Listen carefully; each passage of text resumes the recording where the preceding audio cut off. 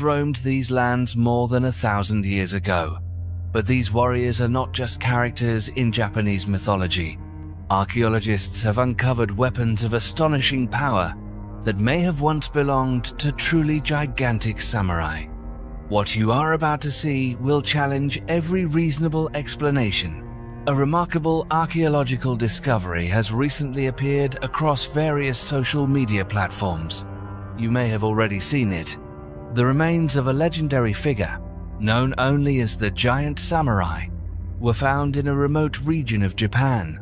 Archaeologists searching for ancient relics stumbled upon a burial site unlike any they had seen before. This grave was as small as a mouse hole. Japanese researchers are believed to have unearthed the skeleton of an actual giant, standing more than 15 feet tall. The image of a 15-foot warrior clad in armor as large as an elephant might sound like something out of a video game, but there are in fact historical artifacts that suggest the existence of samurai of truly unusual size. One such artifact is the Norimitsu Odachi. This is not a mythical weapon, but a real historical object preserved at Kibitsu Shrine in Okayama Prefecture. The sword was forged in the 15th century, measuring an astounding 12 feet in length and weighing 32 pounds. To put that into perspective, it is longer than a standard door and heavier than a bowling ball, and it is so massive that it takes 4 or 5 people just to move it. Anyone who could wield a 12-foot sword in combat must have possessed the blood of the gods.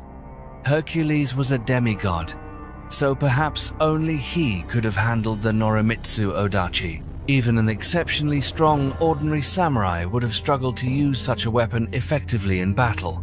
The sheer size and weight of the Norimitsu Odachi suggests that whoever used it must have possessed physical abilities beyond imagination. According to ancient Japanese legend, the swordsmith Amakuni Yasutsuna designed the first curved, single-edged sword, known as the taki, around 1,500 years ago. The Norimitsu Odachi is indeed a tachi sword, but one that is far larger than usual. Yet, its true origin remains a mystery. The truth about this colossal sword is still unknown, and no one even knows how it came to be at Kibitsu Shrine. Some scholars believe it was used for religious ceremonies, while others suggest that it really was wielded by a 15-foot tall samurai warrior. But the surprising thing is, Norimitsu Odachi is not the only giant sword. In 2023, Japanese archaeologists uncovered yet another massive blade at a burial mound near the ancient city of Nara, dating back roughly 1,600 years. This Nara sword was not as large as the Norimitsu Odachi, measuring only 7.5 feet in length. Archaeologists explained that this giant sword was buried with someone to protect them from evil in the afterlife. But I want to hear your opinion.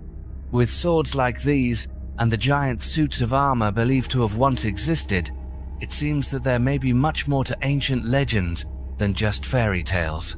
What is the truth? Cannibalism. For more than a century, the mysterious remains of a young child have left scientists searching for answers. What troubles them is not only the discovery of these bones, but more specifically the strange cut marks found on them. The jawbone belonged to a boy who was only about 5 years old when he died. When experts examined it, they noticed unusual cuts and indentations. This led to the hypothesis that the child may have been the victim of cannibalism or some strange prehistoric ritual.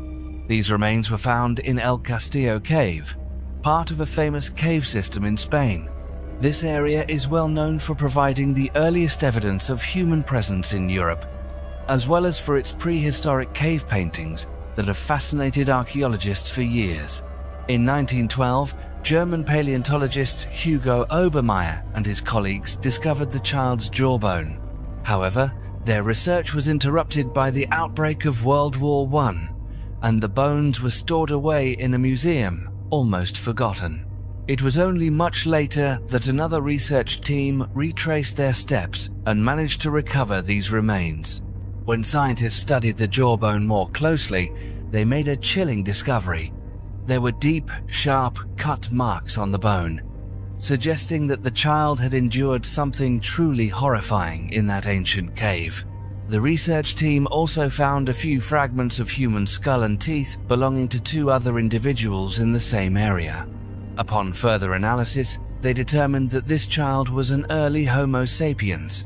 Perhaps the most haunting detail was the evidence that the child's tongue appeared to have been cut out after death, using a sharp tool. This forced experts to ask a painful question: why did people in ancient times do this? At that point in history, there was no sign of food scarcity, so it is difficult to explain the act as survival cannibalism. The macabre comb. Would you want to comb your hair with a comb made from a real human skull? If you had lived during the Iron Age in Britain, that might not have seemed so unusual. According to one discovery, scientists from the Museum of London Archaeology found a chilling object during the construction of a highway in England. It was a small item, about 5 centimeters long, but just a quick glance was enough for archaeologists to realize there was something extraordinary about it. This comb was skillfully crafted from a fragment of human skull. The highway, which was being built between Cambridge and Huntingdon, was suddenly interrupted by a discovery at the Bar Hill site. This area was once bustling some 2,500 years ago. Archaeologists collected more than 200 to 80,000 artifacts here, trying to recover as many items as possible before construction resumed. Among these thousands of objects, the Bar Hill comb stood out as one of the most intriguing finds. It has about a dozen teeth, but scientists are not even sure whether it was actually used to comb hair. At one end of the comb is a small hole, suggesting that it may once have been worn as a pendant. Why would someone wear a piece of human skull around their neck? Prehistory expert Michael Marshall believes it may have been a symbol of power. By wearing this comb, a person might have felt connected to the spirit or strength of the deceased. Of course, it might also have been a trophy from a tribe of cannibals. The pyramid is a secret octagon. This last surviving ancient wonder is famous as a square-based monument with 4 gigantic triangular faces. However, the truth is not that simple. Recent research suggests that the original pyramid actually has 8 faces, meaning it is in fact an octagonal pyramid. In reality, archaeologists have known about this at least since the 1940s, yet it seems they kept that secret for a long time. As far back as 85 years ago, British Egyptologist Blinders Petrie studied ancient Egyptian records and discovered a strange depiction of the Great Pyramid. That illustration showed the pyramid from above, and clearly, on each of the 4 main faces, there appeared to be a dividing line running down the center. When viewed from just the right angle, the pyramid reveals 8 faces, just like an octagon. But today, the naked eye can hardly detect this feature, as the structure has been worn down over time. In 1975, pyramid researcher I. Edwards recorded that the stones on the outer faces of the pyramid were built at a slight inward angle, toward the center of each face. This design created a subtle groove running down the middle of each face, splitting each large face into 2 smaller ones, for a total of 8 distinct sides. Compared to other pyramids, only the Great Pyramid built by Pharaoh Khufu 4,500 years ago possesses this almost invisible secret. Researcher Akio Kato has recently agreed with the observations of both Petrie and Edwards. He affirmed that the concavity of the pyramid's faces is so subtle that it cannot be seen from the ground and is only visible from above. However, the real reason behind this design remains a mystery. Shark attack victim. Recently, researchers from Oxford University announced a startling discovery regarding the oldest shark attack victim ever recorded in human history. What makes this case especially remarkable is that the man was not attacked while surfing in Australia or Florida.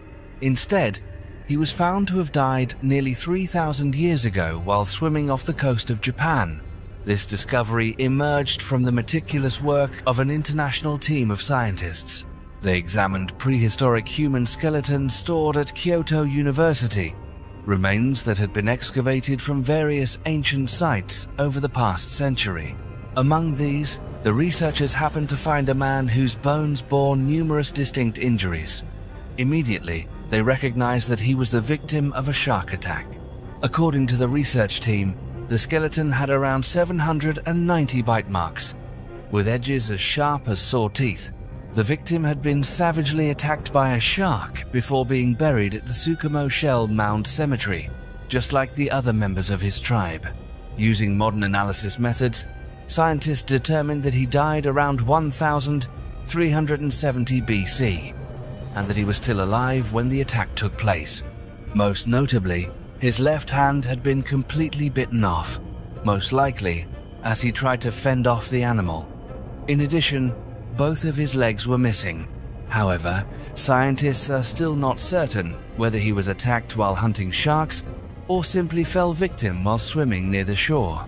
Whatever the truth may be, the death of this man stands as vivid evidence of the dangers that ancient people once faced in the deep ocean. The origin of dragons. Throughout human history, stories of enormous, fearsome dragons, creatures that could breathe fire and guard treasures in their lairs, have always haunted our imagination. Those who dismiss dragons as pure fiction may forget that dinosaurs once truly dominated this planet millions of years ago. And even today, there are bizarre creatures just as strange, like the octopus, with its 8 legs, 3 hearts, and 9 brains. What's fascinating is that as far back as the Middle Ages, many famous explorers claim to have seen creatures that we now call dragons. One of the most well-known stories belongs to Marco Polo. During his journey to the Far East, he recounted his encounters with enormous snake-like beasts resembling dragons in the province of Kajin, China. Marco Polo described these creatures as being 10 paces long, with massive bodies and 3 claws on each foot. Their eyes glowed in the darkness. Their jaws were wide enough to swallow a person whole, and they were nocturnal, hiding in caves and lying in wait for any creature that came near. But Marco Polo's stories didn't stop there. He also wrote that at that time, the Chinese regarded dragons as a genuine threat. They set traps, hunted, and killed dragons to harvest their parts for traditional medicine, and even for luxurious dishes reserved for the nobility. Some liquids extracted from dragons were mixed into precious wines, adding an air of mystery and power to lavish feasts. Some historians believe he might have encountered giant crocodiles, exaggerating their size and ferocity. Others suggest that, in folk legends, dragons are a blend of real animals, human imagination, and the cultural influences of each land. It is worth noting that Marco Polo was not the only one to describe dragons as real creatures. In the epic poem Beowulf, warriors faced fire-breathing dragons more than once. Throughout the Middle Ages, images of dragons appeared everywhere, in bestiaries and ancient manuscripts. Back then, many scholars believed dragons truly existed, often describing them as having large horse-like heads, thick legs, and incredibly powerful claws.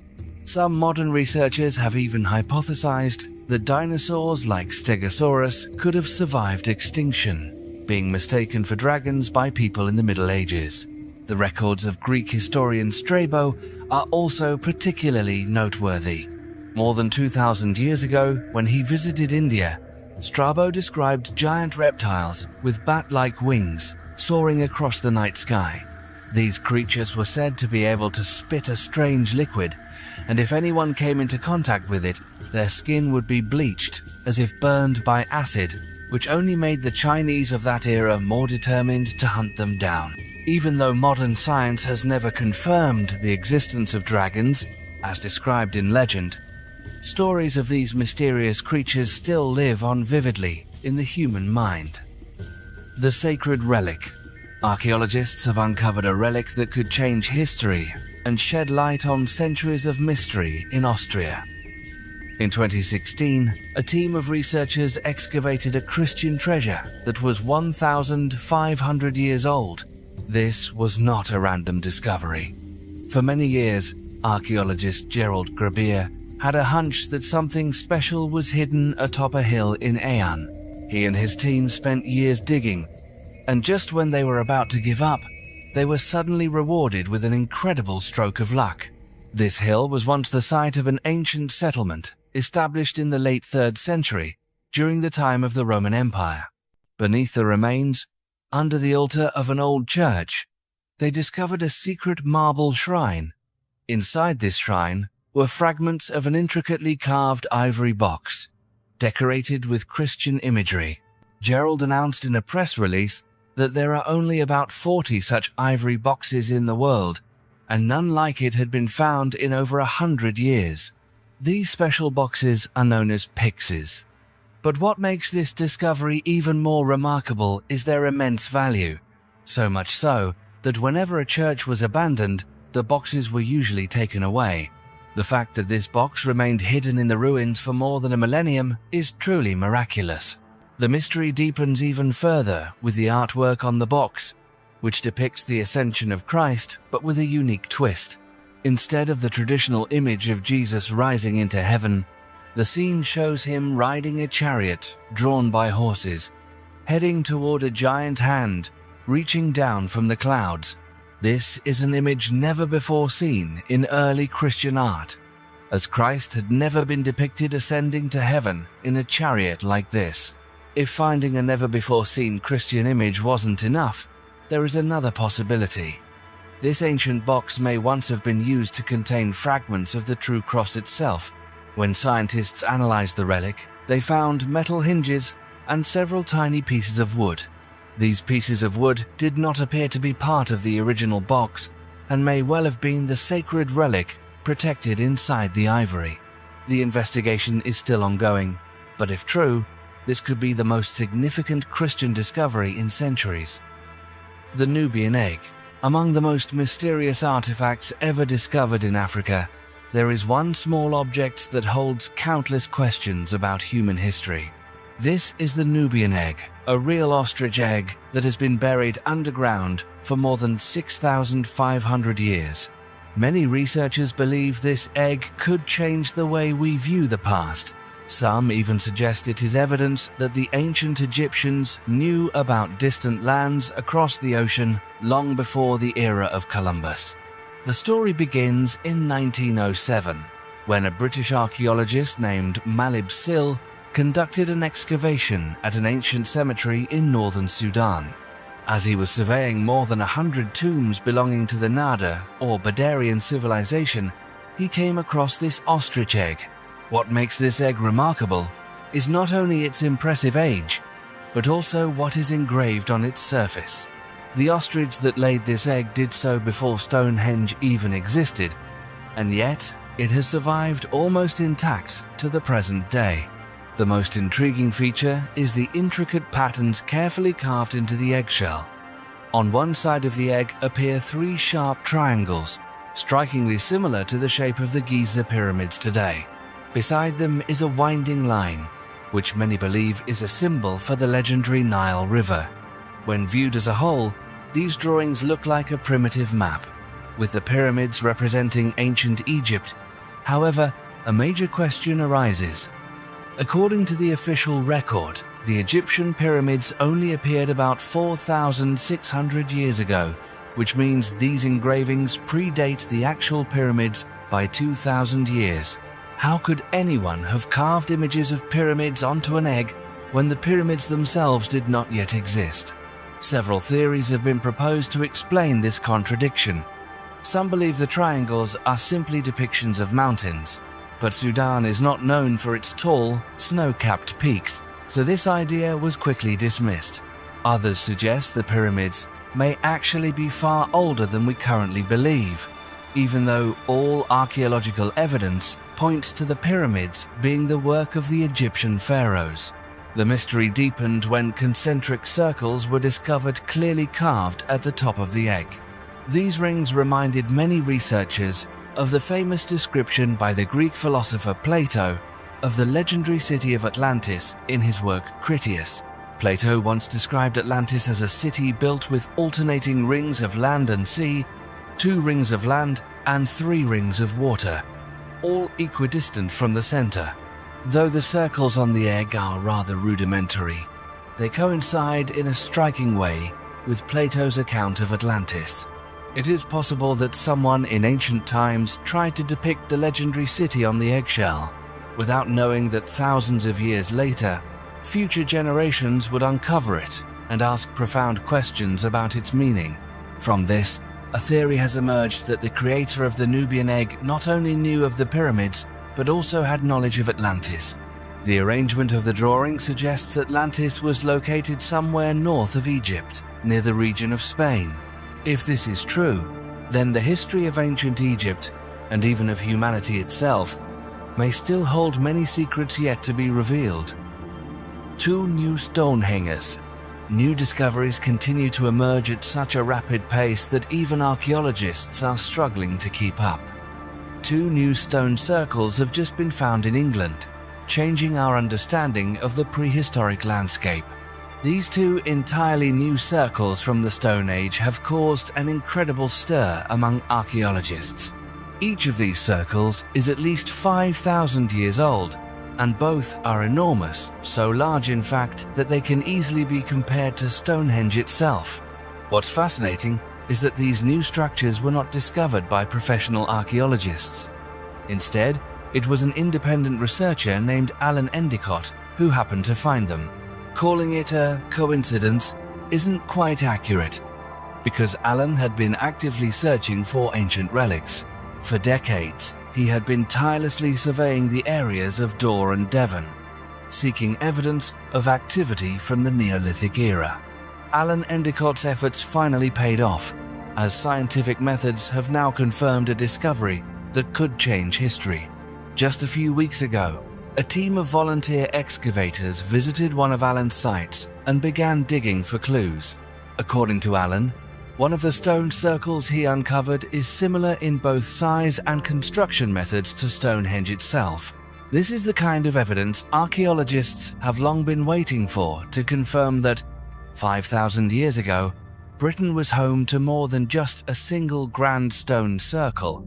There were many such circles, spread across the British Isles. The civilization that built Stonehenge was actually engaged in a stone circle building frenzy across this entire land. Alan believes that all 3 stone circles may have been built by the same group of people. These master builders may have belonged to a guild of stoneworkers responsible for constructing large monuments all over England. After the excavation, Alan named one of the circles Methol. This circle now has about 20 standing stones, though it may once have had even more. The other circle was named Irishman's Wall, and only 6 standing stones remain there today. Poveglia, hidden among the still waters of the Venetian lagoon in northern Italy, less than half a mile from Venice, Poveglia is a small island that has witnessed countless ups and downs in European history. The name of this island first appeared in ancient records in the 5th century, at a time when it was still home to a small community. However, by 1379, that peaceful existence was shattered when war broke out, forcing all the inhabitants to abandon their homeland and leaving the island submerged in solitude. In 1776, Poveglia became a quarantine station for those suffering from the plague and other contagious diseases.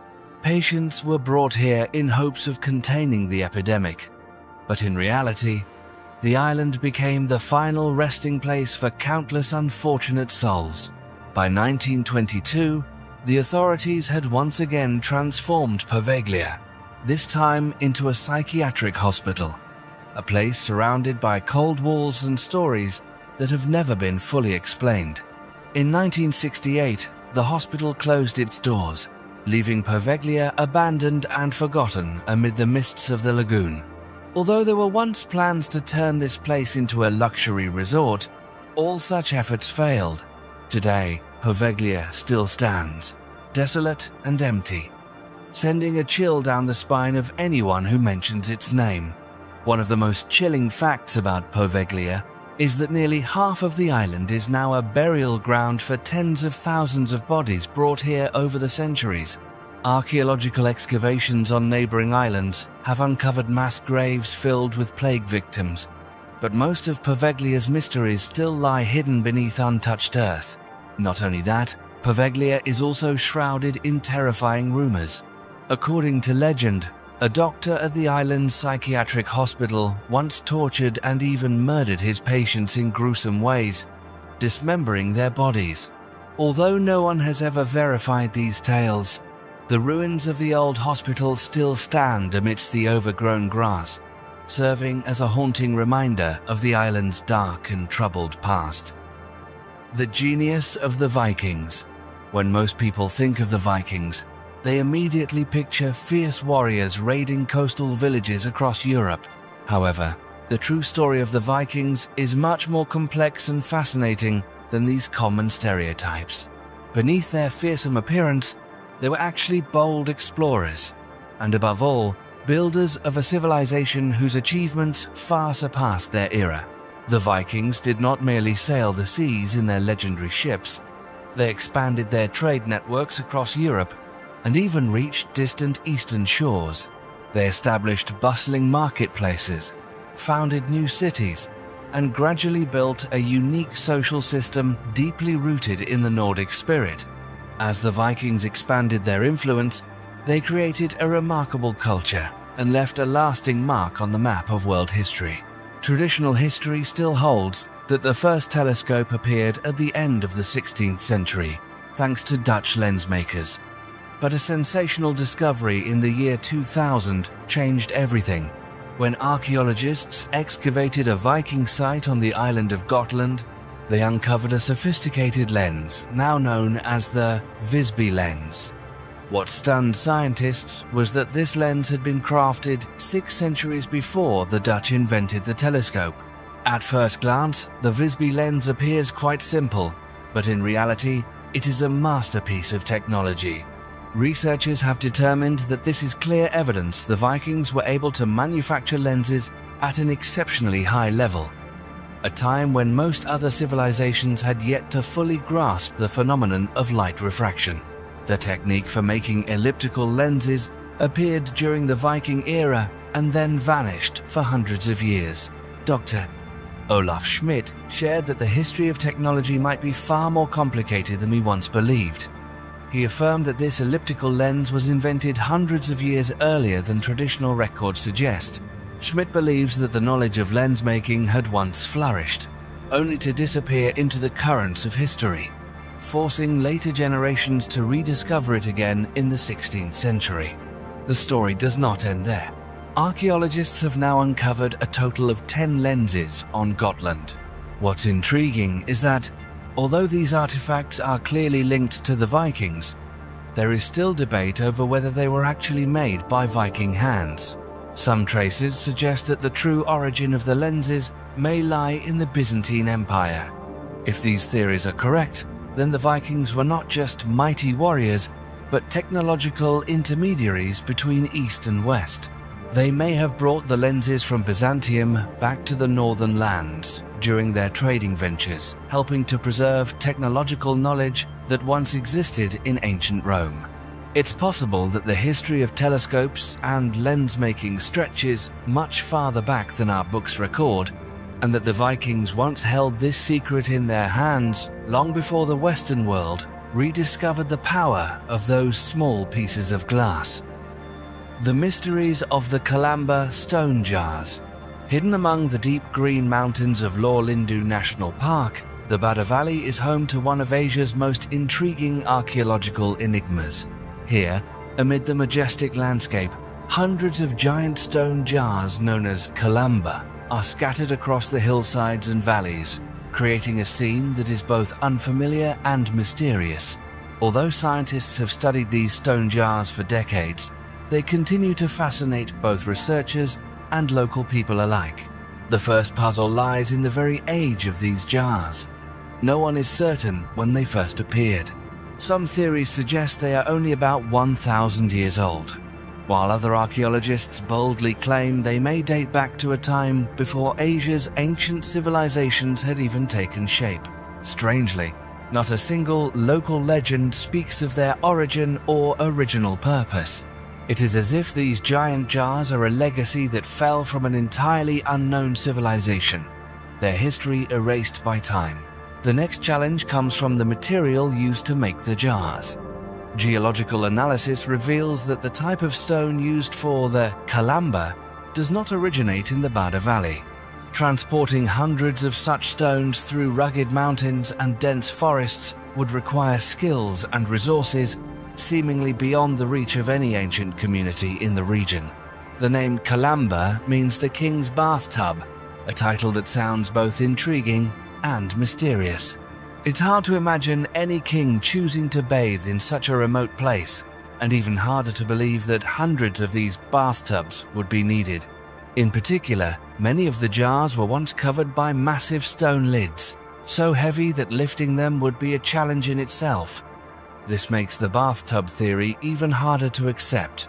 Many modern researchers believe the stone jars may have been used for burial purposes. However, even this theory does not explain all of the mysteries.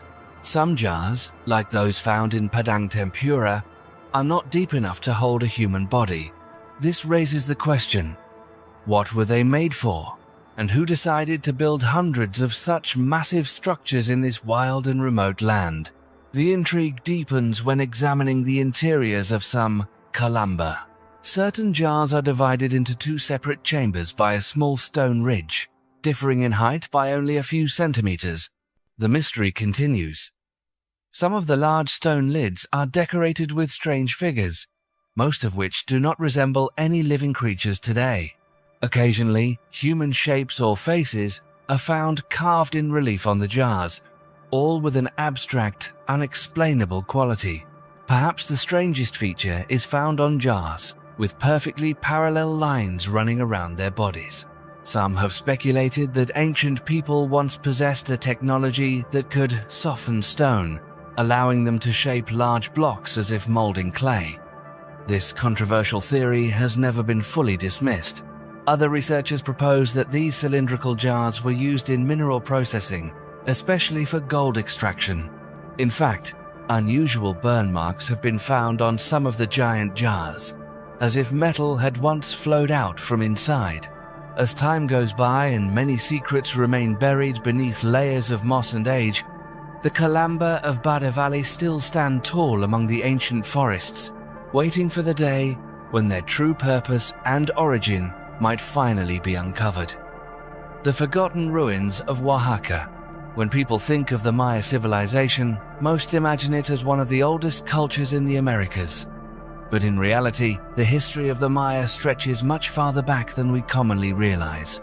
Today, researchers have confirmed that the origins of the Maya may go back nearly 8,000 years. This is no secret within the field of archaeology, for hidden within the hazy pages of Central America's history is a little-known era called the Time of the First People.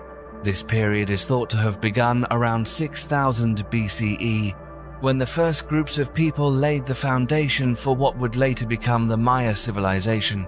Scientists believe that the classical Maya were, in fact, simply inheritors of the knowledge and achievements of earlier cultures. However, there is a profound question that is not easily answered. When does one culture truly end to make way for another? When did the first people become the Maya? If traditions, languages, and knowledge are passed down through countless generations, then the line between two cultures may be little more than a new name given to an old current. This is both a philosophical issue and one that demands deep scientific analysis. And to this day, there is no truly satisfactory answer. Even so, researchers continue to search for the earliest traces of the Maya. Some evidence suggests their roots may extend all the way back to the so-called Fourth Era, revealed through the mysterious ruins of a forgotten city called Oskin. This city lies in the Yucatan region, about 60 kilometers south of the capital, Mérida. Oskin was first discovered in 1839 by the famous travel writer John Stevens. However, since then, only a handful of studies have been carried out. and the site has received very little attention from the scientific community. The ruins of Oskin have suffered heavy damage from some catastrophe that no one has yet been able to identify. Some theories suggest that massive tsunamis around 9500 BCE submerged the entire area underwater. Not just Oskin, but many other cities in the Yucatan show signs of destruction by enormous floods that lasted for extended periods. This also raises questions about the accuracy of dating methods applied to Maya sites today. Oskin's allure is not just its history of destruction by nature. It has also drawn the attention of explorers because of its extremely unusual artifacts. Early explorers discovered a small temple with bizarrely carved human columns. Although most of these statues were destroyed in the 19th century, fortunately, some documentary photos have survived to this day. Looking at these, one cannot help but be surprised. These figures seem not to belong to traditional Maya art. Some have squared-off heads and eyes so large as to be almost unnatural. There are statues that resemble robots, figures more familiar to us today than anything seen in classic Maya imagery.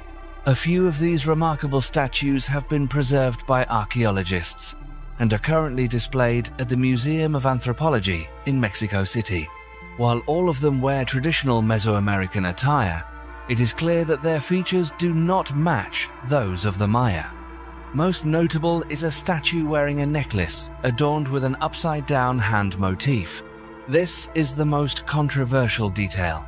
According to legends of Atlantis and the famous prophet Edgar Cayce, this was the symbol of a group known as the Children of the Law of One, who once lived in the legendary city of Atlantis. Cayce believed that before Atlantis was swallowed by the sea, the city was divided by two major political factions, and the symbol of the Children of the Law of One was the inverted hand.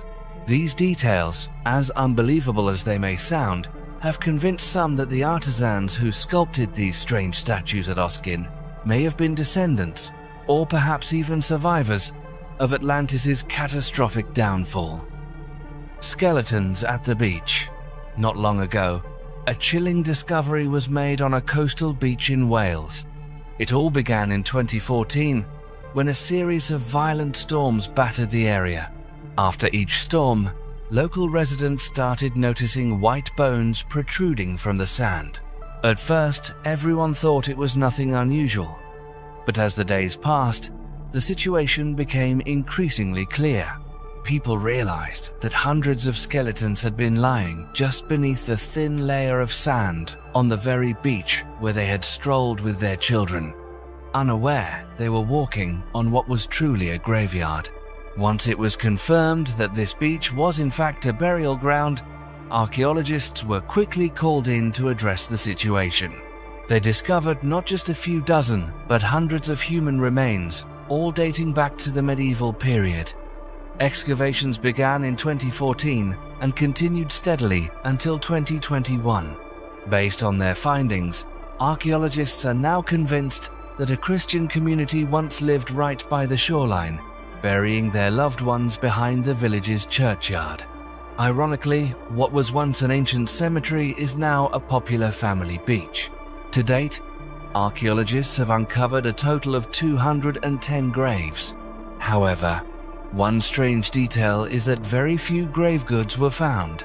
Only a handful of amber fragments, a few small pins, and nothing truly remarkable. Another puzzling aspect for researchers is the unusually high number of women and children among the remains. Together, they account for more than half of all the skeletons discovered. To this day, archaeologists have yet to explain the reason for this abnormally high mortality rate among women and children, nor do they know what happened to the village by the sea. The magic sphere of Athens. At the foot of the Acropolis, right in the heart of ancient Athens, archaeologists have uncovered a mysterious artifact that has left many people amazed. It is a large stone sphere, lying motionless for thousands of years, as if holding within it a secret of the ancient Greek civilization. At first glance, the sphere looks like an enormous cannonball, its surface adorned with mysterious carvings, most notably a figure wearing a radiant crown, with beams shining out like the rays of the sun. This scene immediately brings to mind the famous Statue of Liberty in America, but in fact, this stone sphere is about 1,800 years old. At first, researchers thought it was simply another historical enigma, just one more artifact lying within the city of Athens. But on closer inspection, they realized that the figure carved on the sphere was not the Statue of Liberty, but rather the god Helios. This led to a fascinating discovery. The image of the Statue of Liberty, admired by millions of Americans, was in fact inspired by ancient pagan deities. Although the American Statue of Liberty was modeled after the Roman goddess Libertas, while Helios was the sun god of the Greeks, both share strikingly similar symbolic and historical meanings.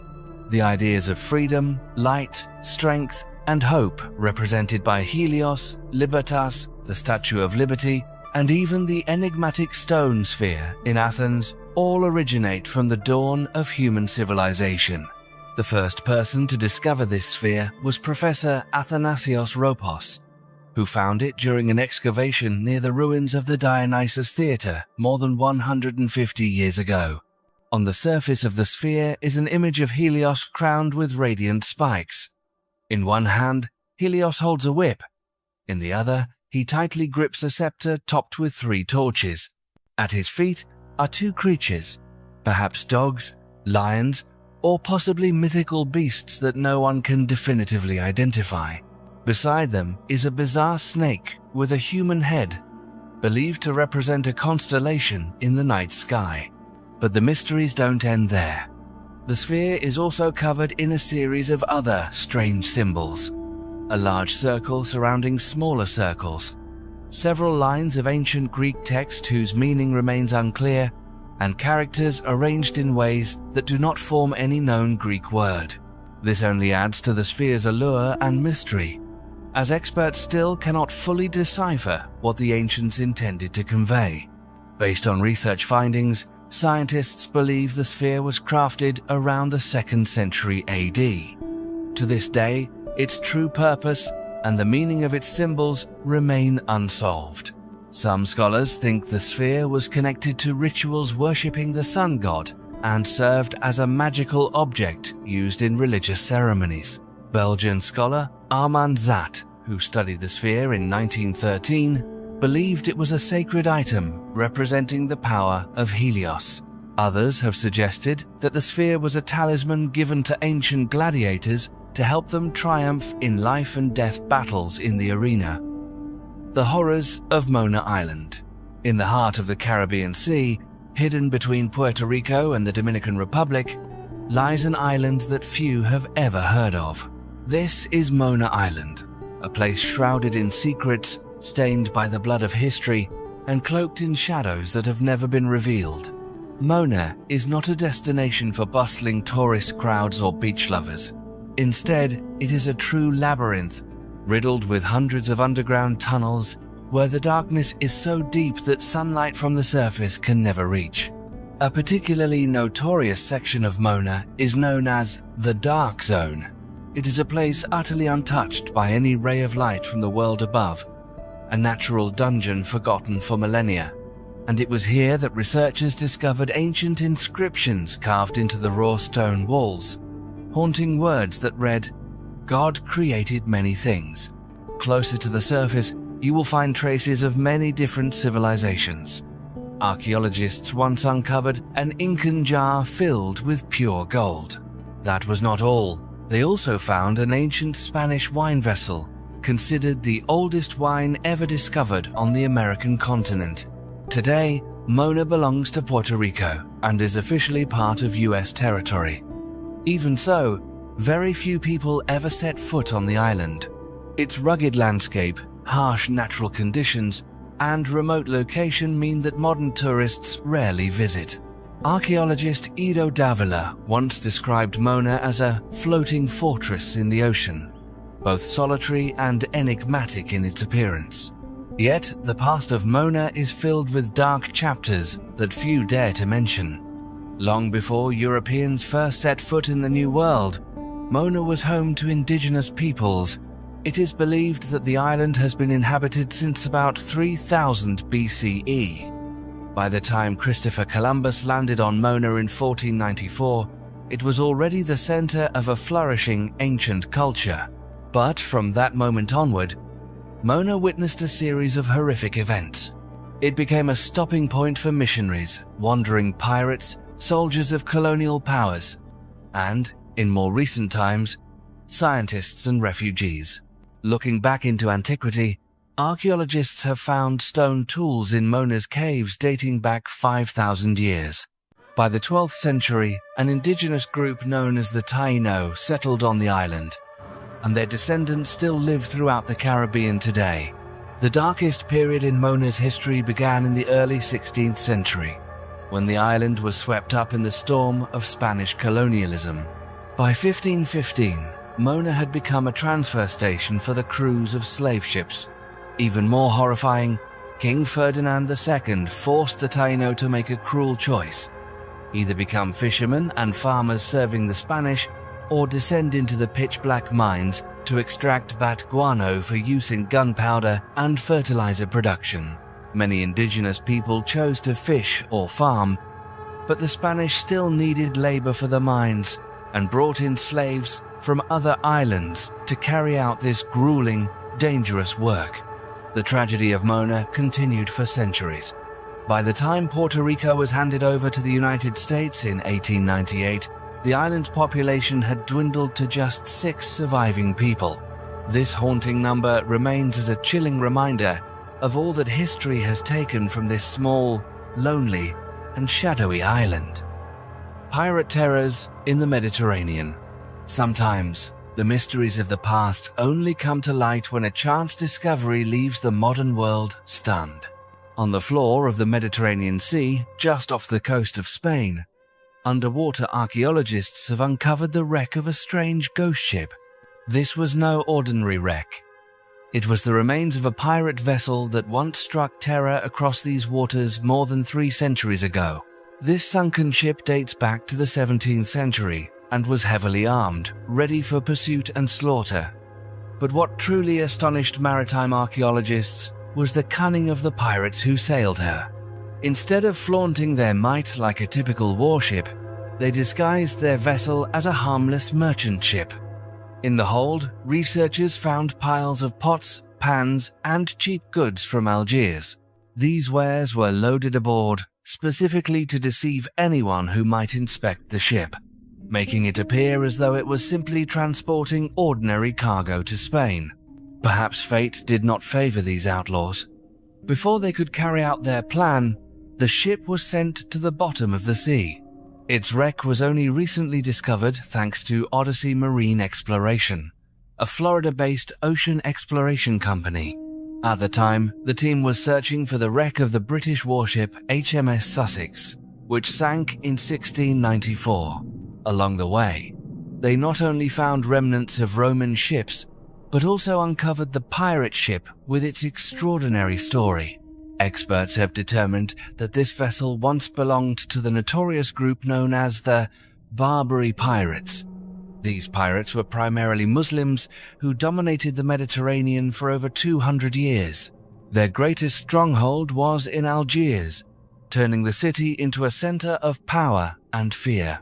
At their peak, Algiers was a city of some 60,000 pirates, fugitives, and cold-blooded killers. The Barbary pirates set sail long before the golden age of Caribbean piracy. They lived by the sword and by brutality, regularly raiding coastal villages along the Mediterranean and the Atlantic shores of Africa. Their most common tactic was to kidnap locals, demanding ransom from their families or selling them into the thriving slave markets of North Africa. Their fleet was not large.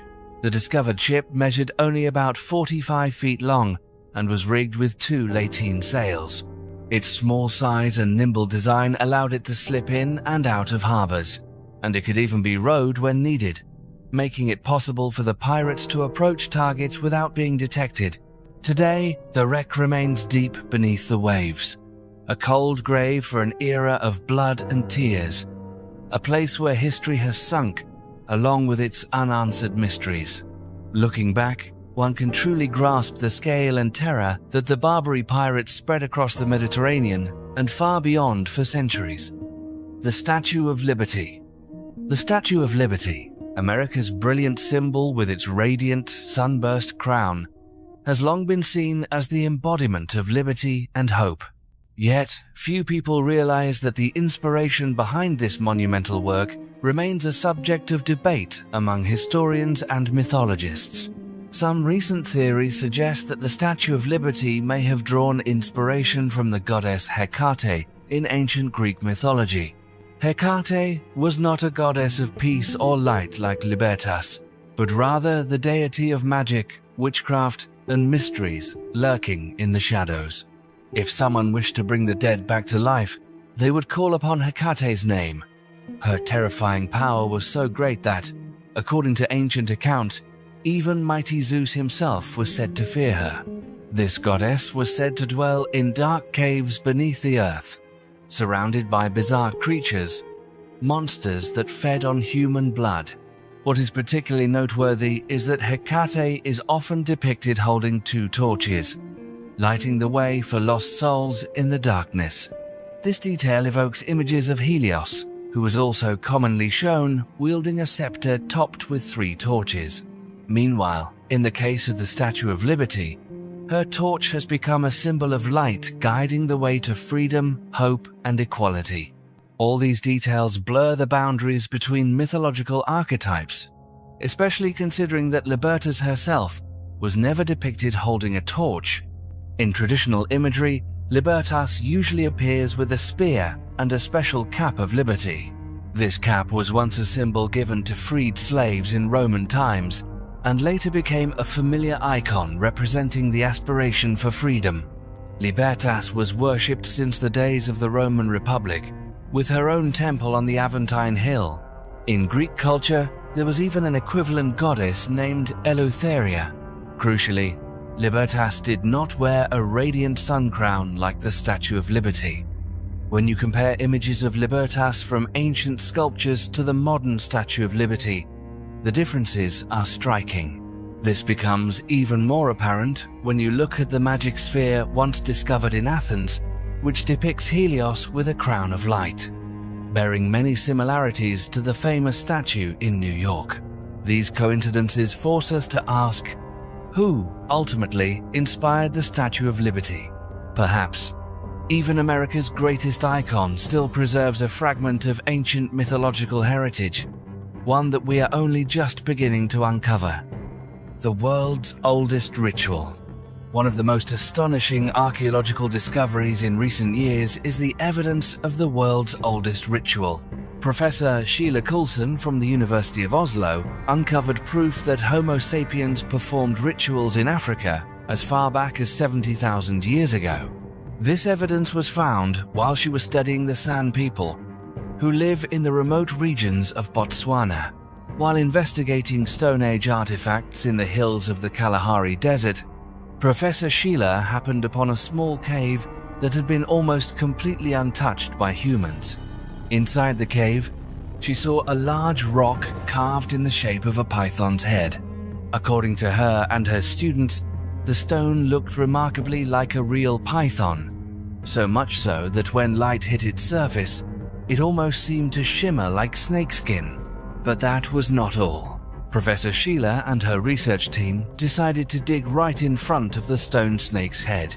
They quickly uncovered a number of artifacts that were later determined to be about 70,000 years old. Among these finds were spearheads, tools, and spear tips painted red, all bearing traces of having been burned.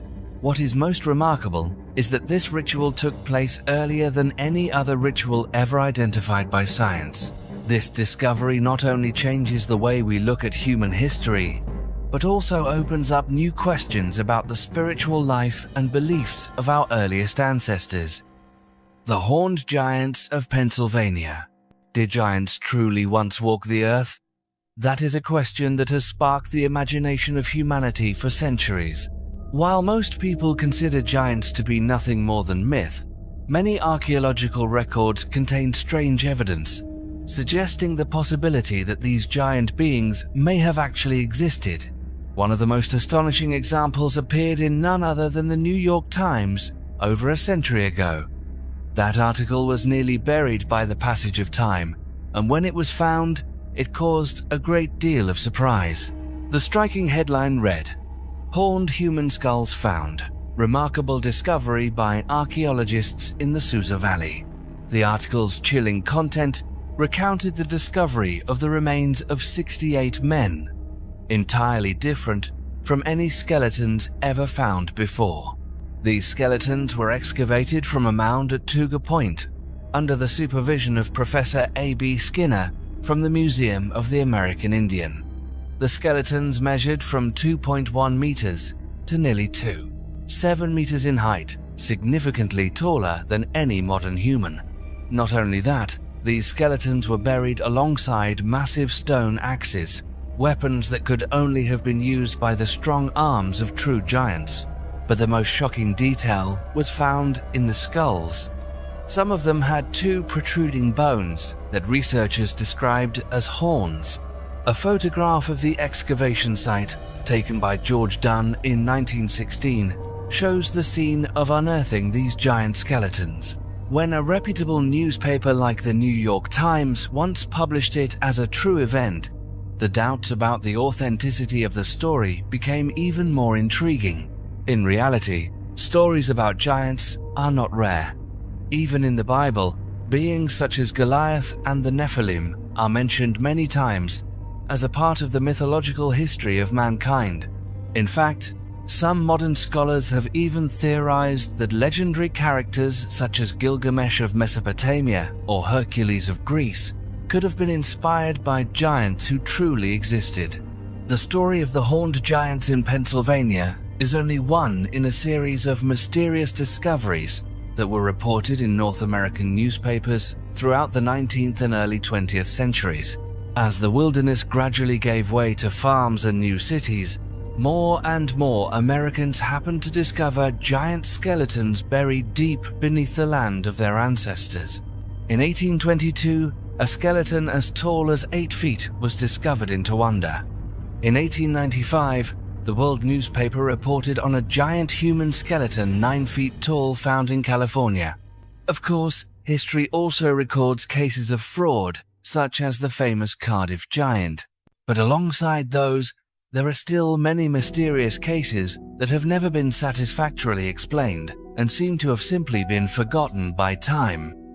Did ancient aliens once walk among us?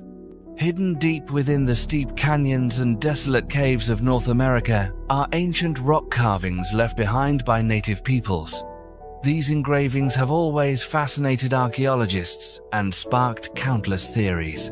The journey to unravel these mysteries begins in the heart of Lincoln County, Nevada. Amidst the arid lands, researchers have discovered a treasure trove of petroglyphs, some of which have existed for up to 500 years. Quite a few of these carvings depict strange beings, with forms so unusual that they seem not to belong to this world. However, human history in southern Nevada stretches much further back than that. Small streams and patches of lush vegetation once drew ancient inhabitants here more than 11,000 years ago. According to local tribal legends, Lincoln County and Lake Panagot were once considered the Garden of Eden of the Americas. According to journalist Ken Lane, an expert in ancient American rock art, many of the carvings on the rock faces depict familiar animals that were once closely associated with the ancestors of today's Pudi and Shawnee people. However, there are also images that are completely beyond imagination, such as a giant monster rising from the water, or a creature with a large head that looks exactly like an alien from science fiction movies. At times, there are even images of strange astronomical phenomena that further baffle researchers. If Nevada were the only place with such carvings, perhaps the story would be easier to explain. But the truth is, these mysterious traces appear in many other places. Not far from the dazzling lights of Las Vegas, the region of Moab in Utah also hides its own collection of strange rock art, with some of the most remarkable found in Sego Canyon. Some of these works were created as far back as 6,000 years ago, while others are only a few hundred years old. What surprises researchers is that, despite being created in different eras, the ancient carvings in both Utah and Nevada share a mysterious common feature: the forms of beings that look like aliens. One of the most famous carvings is a stone panel with 5 bizarre red figures that scientists have named andromorphs. These might be depictions of deities, or perhaps evidence of an unexplained encounter between ancient people and beings from another world. Vampires. Recently, investigators have used modern technology to shed light on one of the strangest mysteries in New England.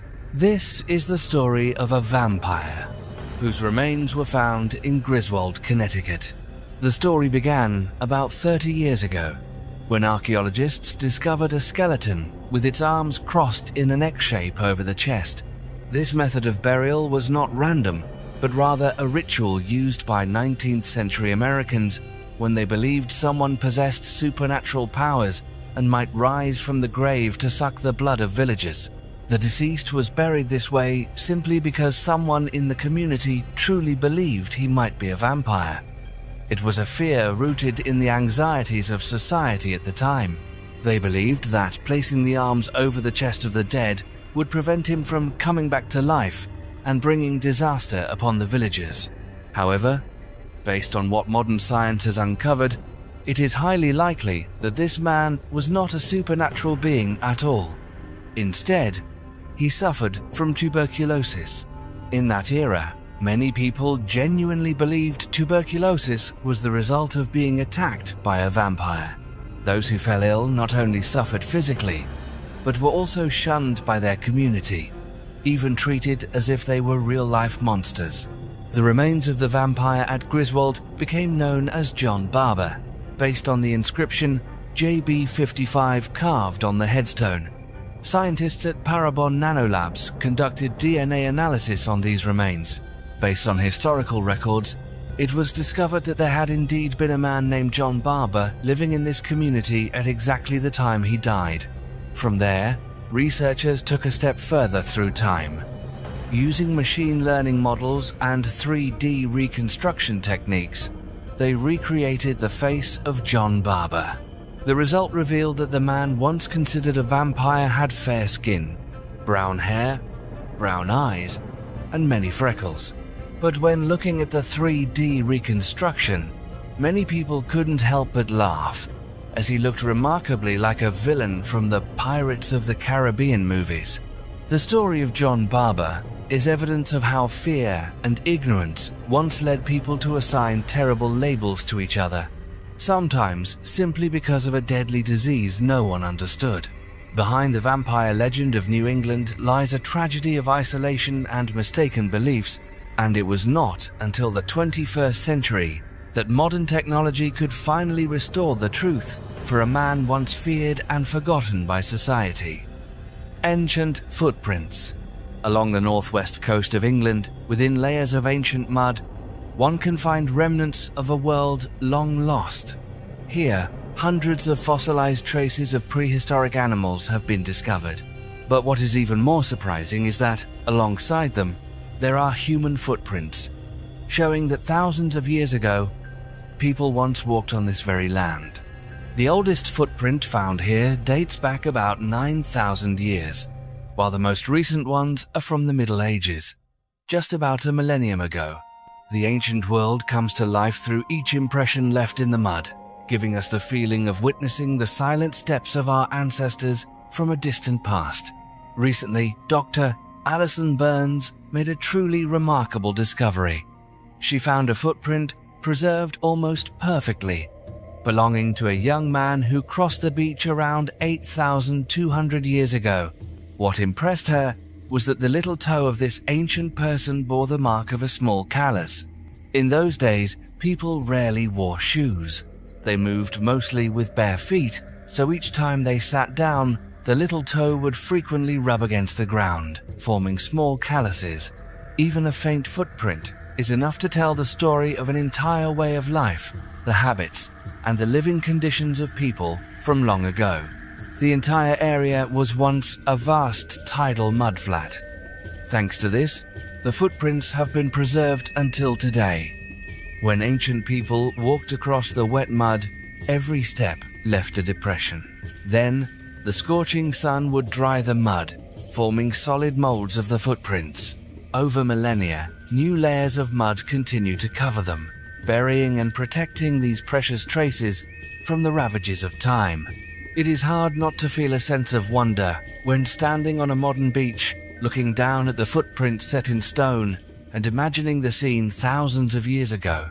England then was not the bustling cities or lively beaches we know today, but a pristine marshland where giant animals and the earliest humans coexisted, leaving their marks for future generations to discover amid the hustle and bustle of our world today.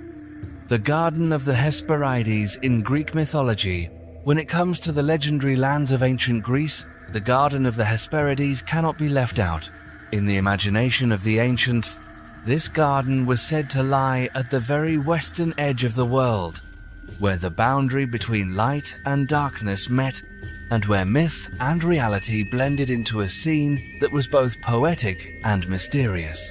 According to legend, the three Hesperides sisters were daughters of the Titan Atlas and the goddess Nyx. These three nymphs were entrusted with the task of guarding the sacred garden, a place that only those granted permission by the gods could enter. At the heart of the garden grew golden apple trees, their branches shining brightly like the evening sun. It was here that Zeus held his wedding to the goddess Hera, marking one of the most important events in Greek mythology. The golden apples of the Hesperides were not only symbols of immortality and power, but also the reason why heroes had to overcome countless challenges to pick them. For centuries, scholars and archaeologists have searched for traces of the Garden of the Hesperides in the real world. Questions about the garden's origins have led them to many regions across the Mediterranean. Increasingly, evidence suggests that the mythical Hesperides might actually be located in the southwest of Europe. In ancient times, the Greeks did not know of the orange, and when they first set foot in these fertile lands, they were amazed by the golden fruits growing in clusters, shining with a sweet fragrance like treasures of nature.